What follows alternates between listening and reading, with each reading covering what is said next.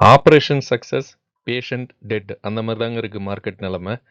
Market பயங்கரமாக Nifty 50 மேலே போயிட்டுருக்கு. நம்ம பேங்க் நிஃப்டி ஆனாலும் மேலே போயிட்டுருக்கு. நல்ல ஃப்ரைடே தான். நேற்று நம்ம வீடியோவில் சொன்ன மாதிரி இன்னைக்கு வந்து க்ரீன் ஃப்ரைடே தான். இருந்தாலும் நம்ம போர்ட்ஃபோலியோ எல்லாமே ரெட் ஃப்ரைடேங்க. போர்ட்ஃபோலியோ எல்லாமே டவுனில் இருக்குது. மேபி நான் நெக்ஸ்ட் வீக்கில் மேக்ஸிமம் நல்ல புல் ரன் எக்ஸ்பெக்ட் பண்ணலாம் நம்ம போர்ட்ஃபோலியோவுக்கு. நிஃப்டி 50 அது வாட்டுக்கு மேலே போயிடுச்சுங்க ஆல்ரெடி. ஸோ இது வந்து ஃபேக்காக இருக்குமா அப்படின்லாம் நிறைய பேர் திங்க் பண்ணுறாங்க. எனக்கு தெரிஞ்சு இது நல்ல ஒரு நியூஸ்லாம் வந்திருக்குங்க. நமக்கு வந்து என்ன சொல்ல, ரெப்போ ரேட் கட்டெல்லாம் நல்ல ஒரு பாசிட்டிவில் கொடுத்துருக்காங்க. 25 பேசிஸ் பாயிண்ட்ஸ் வந்து குறைச்சிருக்காங்க. இது வந்து பாசிட்டிவ். புத்தின் மீட்டு நம்ம பிஎம் மோடியோட மீட் பண்ணியிருக்காங்க. அங்கே நல்ல டிஸ்கஷன் போகுது. நல்ல ஒரு பம்பிங் நடக்குது. மசகன் டாக்ஸு நிறைய டிஃபென்ஸ் ஸ்டாக்ஸ் எல்லாம் நல்லா ஃபோக்கஸில் இருக்குது. அதுக்கப்புறம் ஒரு சில ஸ்டாக்ஸ் வந்து நல்ல ஒரு டவுன்லேயே இப்போதைக்கு இருக்குது. ஸோ அதெல்லாமே வாங்கலாமா அப்படிங்கிறத வீடியோவில் பார்த்துடலாம்.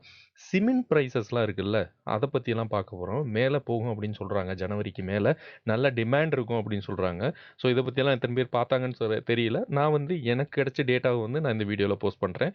அதுக்கப்புறம் மசகாண்டாக்கு, Trent, Kaynes tech, LIC housing finance, Piramal pharma, Natco pharma இந்த ஸ்டாக்ஸ் பற்றியெல்லாம் பார்க்க போகிறோம். நமக்கு வந்து 2 சேனல் இருக்குது. டெலகிராம் சேனல் இருக்குது, டெலகிராம் குரூப் இருக்குது, செகண்ட் சேனல் இருக்குது, செகண்ட் யூடியூப் சேனல் இருக்குது. ஸோ எல்லா வீடியோட கமெண்ட் செக்ஷன்லேயும் ஒரு லிங்க் வந்து மெசேஜ் வந்து போஸ்ட் பண்ணியிருப்பேன். அந்த மெசேஜை பார்த்தீங்கன்னா உங்களுக்கு தேவை ஒரு ஒரு அதாவது இப்போ பிகினராக இருந்தால் கூட அவங்களுக்கு தேவையான கைடன்ஸ் தரப்பில் வீடியோ வந்து 1 பை 1 போட்டிருக்கோம். பார்த்தீங்கன்னா உங்களுக்கு யூஸ்ஃபுல்லாக இருக்கும். எஃப்ஐ டேட்டா பார்த்துடலாம். நேற்று வந்து ஒரு ஆல்மோஸ்ட் 2000 கோடி வந்து செல் பண்ணியிருக்காங்க. இவங்க வந்து ஆல்மோஸ்ட் 11,500 கோடி வாங்கியிருக்காங்க. 13,000 கோடி செல் பண்ணியிருக்காங்க. இந்த பக்கம் பார்த்தோம்னா டிஏஏ வந்து 16,500 கோடி வாங்கியிருக்காங்க. 12,000 கோடி வந்து செல் பண்ணியிருக்காங்க. ஸோ நெட் பர்ச்சேஸ்டு இவங்க வந்து அதிகம். அதாவது டிஏ வந்து அதிகம். ஸோ அதனால நேற்றுமே மார்க்கெட் புல்லிஷில் தான் இருந்தது. இன்னைக்கு நல்ல புல்லிஷில் இருக்குது. ஸோ தெரில இவங்க இவங்க டெசிஷனை மாற்றுறாங்கன்னா நல்லாயிருக்கும். எஃப்ஐ வந்து இருந்தாலும் இவங்க எவ்வளோ தூரம் வாங்குறாங்களோ அதை விட கொஞ்சம் அதிகமாக தான் விற்கிறாங்க. ஸோ அந்த மாதிரி பார்க்கும்போது நெட் சேல்ஸ் வந்து இந்த மாதிரி டிக்ளைன் பர்ச்சேஸோ இல்லை சேல்ஸோ அந்த மாதிரி இருக்குது. பட் இருந்தாலும் இவ்வளோ தூரம் வாங்குறாங்கல்ல, எஃப்ஐ இன்னுமே நம்ம மார்க்கெட்டில் உள்ளே இருக்காங்க. ஸோ அதைத்தான் நம்ம மெயினாக பார்க்கணும். ஸோ பாருங்கள், ஆல்மோஸ்ட் 10,000 கோடி அந்த அந்த லெவலில் டெய்லி பர்ச்சேஸ் நடந்துக்கிட்டு இருக்கு. ஸோ பார்த்துடலாம் அதை பற்றியும். அதுக்கப்புறம் வரும் நாட்களில் மேபி நமக்கு பாசிட்டிவ் சென்டிமெண்ட்டாக இருந்துச்சுன்னா 2026 நமக்கு நல்ல இயராக இருக்கும். எல்லாருமே போர்ட்ஃபோலியோ வந்து டைவர்சிஃபை பண்ணலாம். நானுமே என்னோட போர்ட்ஃபோலியோவை கொஞ்சம் ஒரு சில ஸ்டாக்ஸ் எல்லாம் எதுக்குன்னே தெரியாமல் உள்ள வந்து இருக்குது. நம்ம ஏதோ ஒரு திங்கிங்கில் வாங்கிட்டோம். அந்த டைமில் நான் ஒரு என்ன சொல்ல, இந்த ஆயில் இந்தியா இந்த மாதிரி ஸ்டாக்ஸ் எல்லாம் நம்ம என்ன நினச்சி வாங்கினோம்னா மேலே போகும் அப்படின்னு நினச்சி வாங்கினோம். ஸோ நேற்று வீடியோவில் பார்க்காதவங்க பாருங்கள். ஆக்சுவலாக பாட்டம் ஃபிஷிங் பண்ணலாம். பட் அதை எப்படி பண்ணலாம் அப்படிங்கிறத சொல்லியிருக்கேன். ஆக்சுவலாக பாட்டம் ஃபிஷிங் நீங்கள் பண்ணுறீங்க, கரெக்டு தான், கரெக்டான இடத்துல வாங்குகிறோம். பட் அதுக்கு கீழே போச்சுன்னா நம்ம என்ன பண்ணணும், அதுக்கு தக்கன ஒரு பஃபர் அமௌண்ட் வச்சுக்கிறோமா அப்படின்னு தெரியாது. யாருமே வச்சுக்கிறது இல்லைன்னு நினைக்கிறேன். நான் வந்து அதை வந்து ஃபாலோ பண்ண ஆரம்பிச்சிருக்கேன் லாஸ்ட் ஒரு 1 இயராக. இப்போ ஆல்மோஸ்ட் 1 இயராக ஃபாலோ பண்ணிகிட்டு இருக்கேன். 2.5 இயர்ஸாக ஃபாலோ பண்ணிகிட்டு இருக்கேன்.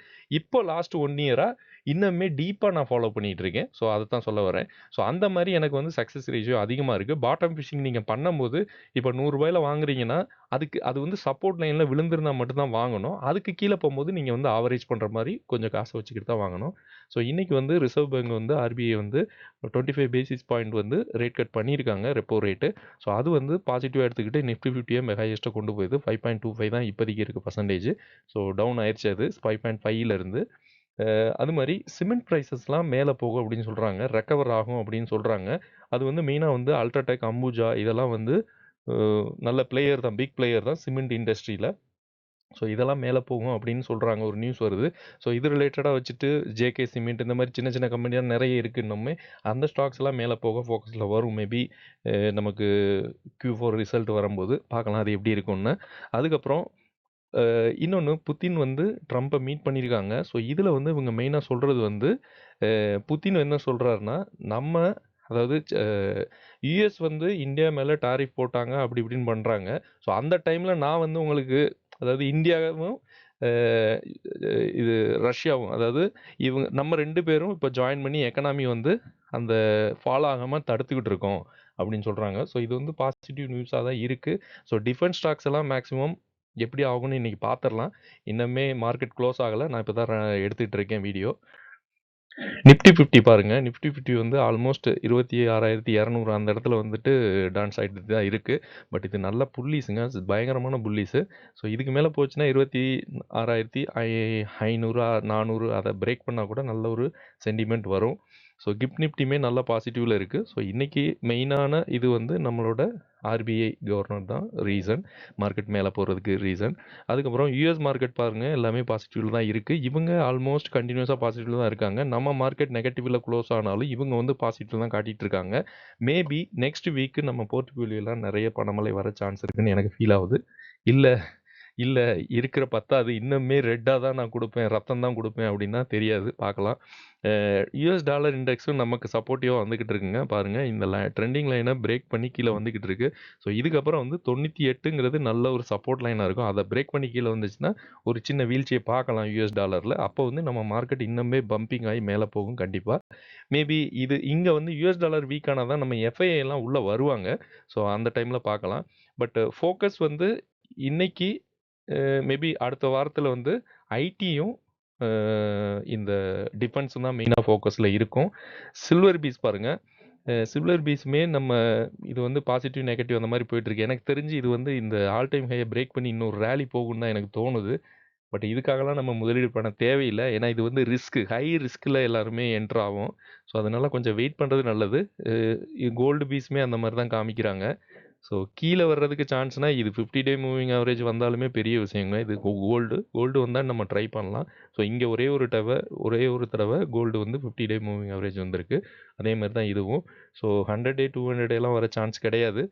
ஸோ மேபி நீங்க உங்களுக்கு அக்ரெசிவா நான் இதுல தான் இன்வெஸ்ட் பண்ணணும் அப்படின்னு நினைச்சீங்கன்னா, நீங்க கீழ 50 டே மூவிங் ஆவரேஜ் வந்தா நீங்க வந்து ட்ரை பண்ணலாம்.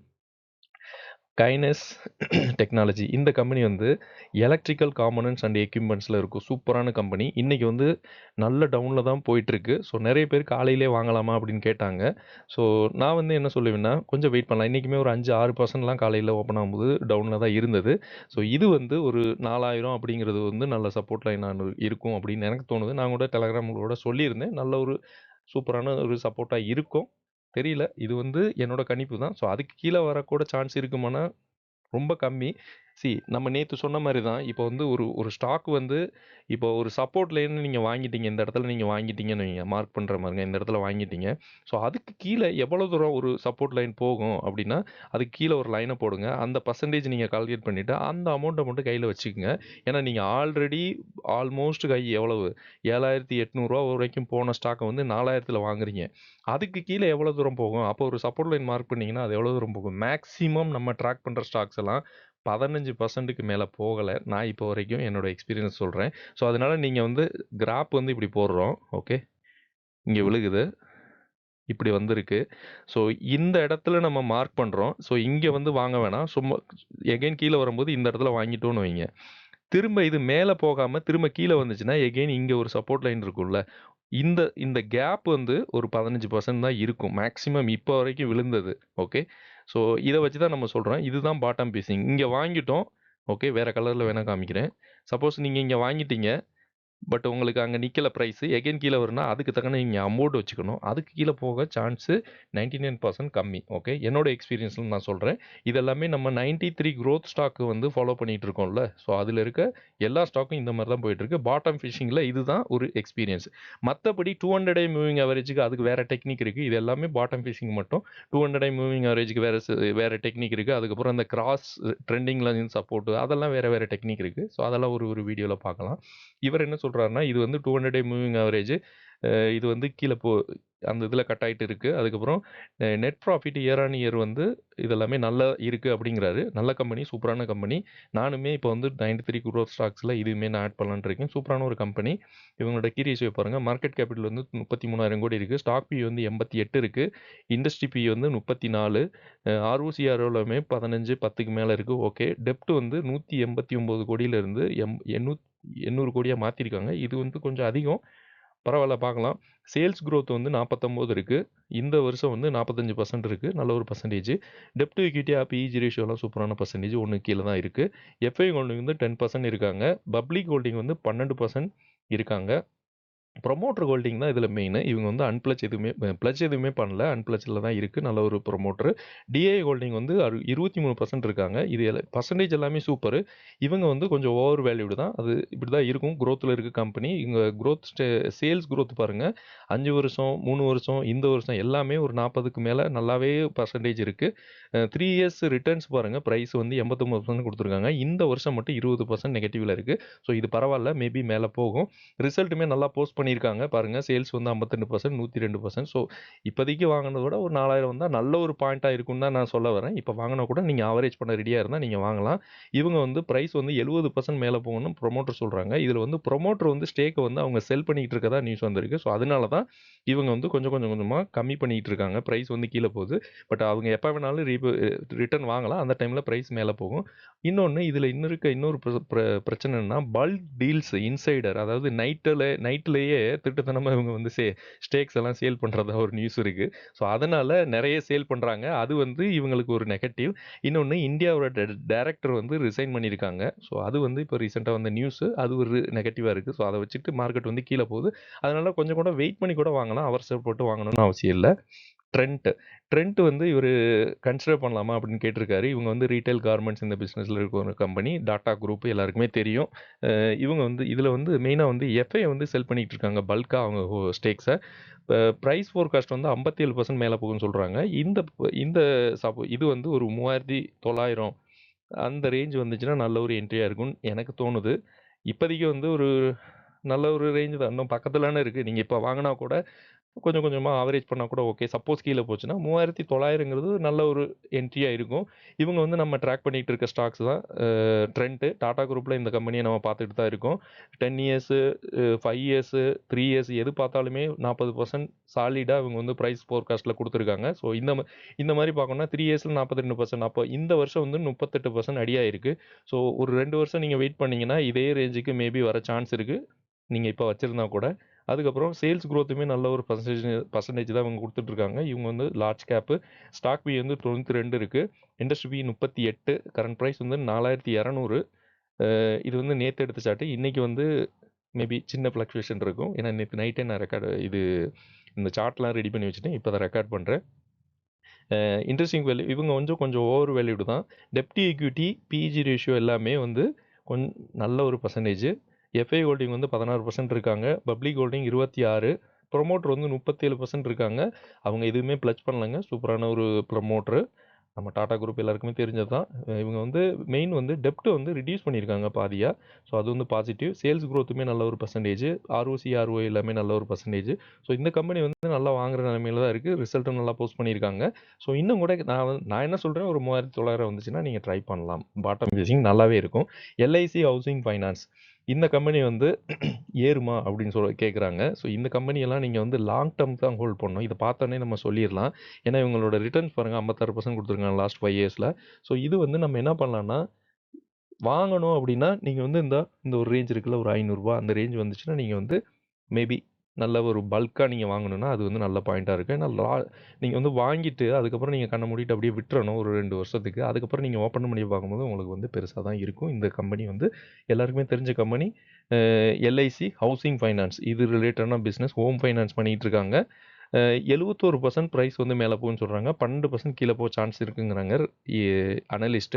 ஸ்டாக் பிரைஸ் ரிட்டர்ன்ஸ் பாருங்க. இவங்க வந்து ஒரு மாடரேட்டா தான் ரிட்டர்ன் குடுக்குறாங்க. நம்ம பெருசா நம்ம குரோத் கேட்டகரில இந்த ஸ்டாக் கிடையாது. அதனால நம்ம ட்ராக் பண்ணல. இருந்தாலும் உங்களுக்கு வந்து அவசியப்பட்டா நீங்க வந்து வாங்கலாம். அப்படிதான் சொல்லுவேன். இதுவுமே நல்ல ஒரு ரேஞ்ச் தான். இன்னும் கூட கீழ வந்தா நல்லாயிருக்கும். நான் சொல்றேன்ல ஒரு 500 அது வந்து மேபி ஒரு நல்ல வாய்ப்பா இருக்கும் அப்படின்னு தோணுது. இவங்களோட மார்க்கெட் கேபிட்டல் வந்து 30,000 கோடி இருக்கு. ஸ்டாக் பி வந்து 5 இருக்கு. இண்டஸ்ட்ரி பி 16 இருக்கு. கரண்ட் பிரைஸ் வந்து 547. Interesting value 755. இவங்க வந்து அண்டர் வேல்யூடா தான் இருக்காங்க.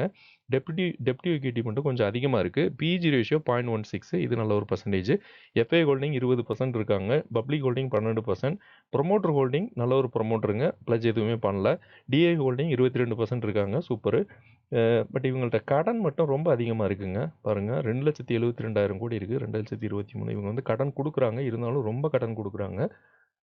தெரியல மேபி இவங்க ஹவுசிங் ஃபைனான்ஸ்னாலே கடன் குடுக்கணும் தானே செய்யணும். ஸோ அத வச்சுட்டு இருக்கும். எனக்கு வந்து இது மட்டும் தான் இது எல்லா கம்பெனிலயுமே இப்போ பேங்க்லேயுமே எல்லாமே கடன் தான். ஹெச்டிஎஃப்சி பேங்க்லாம் நீங்க பார்த்துட்டு இருந்தேன். பயங்கரமான கடன் ரேட்டில தான் இருக்கு. ஆர்ஓசிஆருமே ஓகே நார்மலா ஃப்ளாட்டா அதாவது உங்களுக்கு வந்து குரோத் வந்து லாங் டெர்ம்ல நல்ல ஒரு குரோத் கிடைக்கும். அந்த மாரி தான் நான் சொல்ல வர்றேன். அடுத்து வந்து மசகான் டாக். இது வந்து நல்ல ஃபோக்கஸ்ல இருக்கு இப்போதைக்கு. ஷிப் பில்டிங் பிசினஸ் பண்றாங்க. பிஎஸ்யூ ஸ்டாக் வேற. 45% பிரைஸ் மேல போகும்னு சொல்றாங்க. 20% டவுன் போக சான்ஸ் இருக்குங்கிறாங்க. இதுல வந்து ப்ரமோட்டர் வந்து அவங்க ஸ்டேக்ஸ் வந்து செல் பண்றாங்க. இங்க பாருங்க நான் ப்ரமோட்டர் போட்டிருக்கேன். லாஸ்ட் குவார்ட்டர்லாம் ஒரு கிராஜுவலா மெயின்டெயின் பண்ணிட்டு இருக்காங்க. 84% வரைக்கும் வச்சிருந்தவங்க இப்போ 81% ஆயிருக்காங்க. ஆக்சுவலா இவங்களும் கொஞ்சம் லாபம் பார்க்குறாங்க.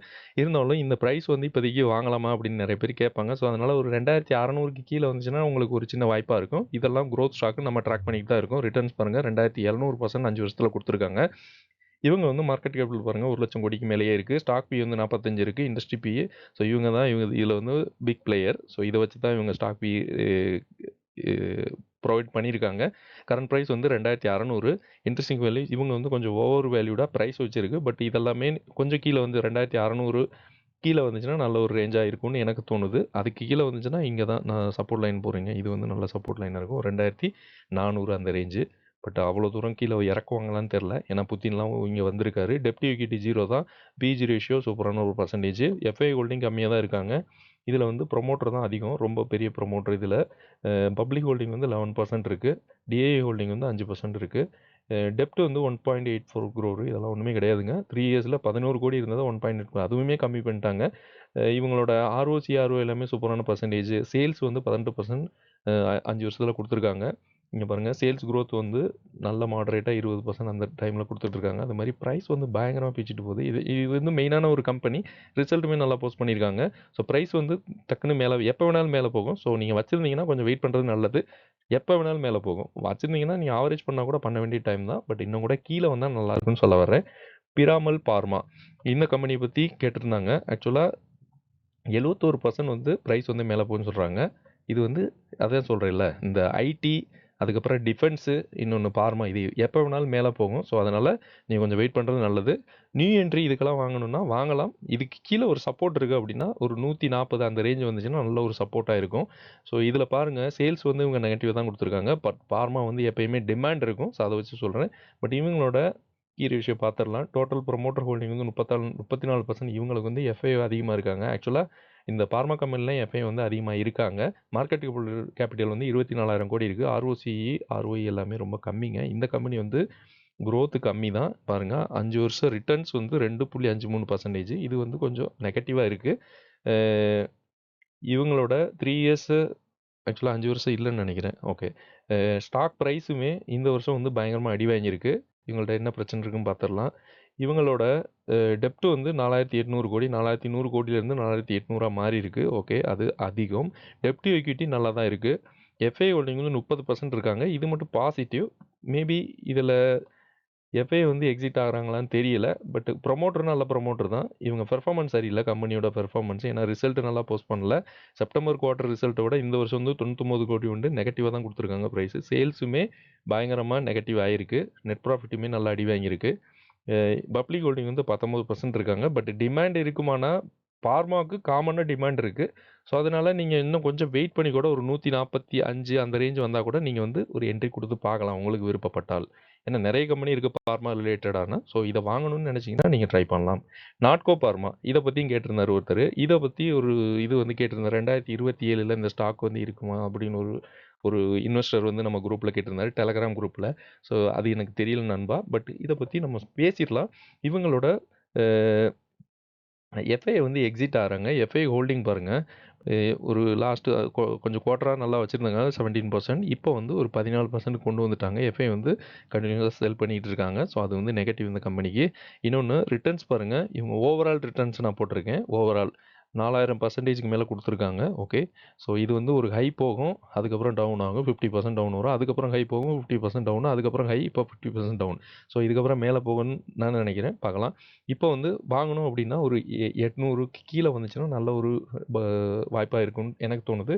காம்பவுண்ட் சேல்ஸ் growth பாருங்கள். 18% 10 வருஷத்தில் 5 வருஷத்தில் 18% 3 வருஷத்தில் 32% கொடுத்துருக்காங்க. இந்த வருஷம் மட்டும் நெகட்டிவாக இருக்குது. ஸ்டாக் ப்ரைஸ் வந்து பெருசாக மூவ் ஆகலை. ஸோ அது வந்து நெகட்டிவ். 3 இயர்ஸில் மட்டும் 18% கொடுத்துருக்காங்க. இந்த வருஷம் நெகட்டிவாக தான் இருக்குது. ஸோ ஸ்டாக் ப்ரைஸில் தான் கொஞ்சம் பிரச்சனை இருக்குது, மேலே போகலை. இவங்களோட performance okay, sales growth increase ஆகிட்டு தான் இருக்குது. மார்க்கெட் கேபிட்டல் வந்து 17,000 கோடி இருக்குது. ஸ்டாக் பி வந்து 11, இண்டஸ்ட்ரி பி வந்து 31. இவங்க வந்து நல்ல அண்டர் வேல்யூடாக இருக்குது ப்ரைஸு இப்போதைக்கு. அது மாதிரி டெப்டி ஈக்விட்டி பிஇஜி ரேஷியோலாம் நல்ல ஒரு பர்சன்டேஜ். ஸோ இது வாங்கலாம்னா மேபி இதோட நல்ல பாயிண்ட் தான். இன்னும் கூட கீழே வந்துச்சுன்னா ஒரு 800 கீழே வந்தால் கூட நல்ல ஒரு பாயிண்ட்டாக தான் இருக்கும்.